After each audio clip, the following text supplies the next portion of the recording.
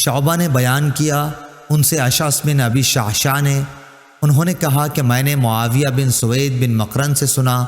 وہ برا بن عازب رضی اللہ عنہ سے نقل کرتے تھے کہ ہمیں نبی کریم صلی اللہ علیہ وسلم نے 7 کاموں کا حکم دیا اور 7 کاموں سے روکا۔ ہمیں آپ صلی اللہ علیہ وسلم نے حکم دیا تھا جنازے کے ساتھ چلنے، مریض کی مزاج پرسی، دعوت قبول کرنے، مظلوم کی مدد کرنے کا، قسم پوری کرنے، سلام کے جواب دینے، چھینک پر یرحمک اللہ کہنے کا، اور آپ صلی اللہ علیہ وسلم نے ہمیں منع کیا تھا چاندی کے برتن استعمال میں لانے سے،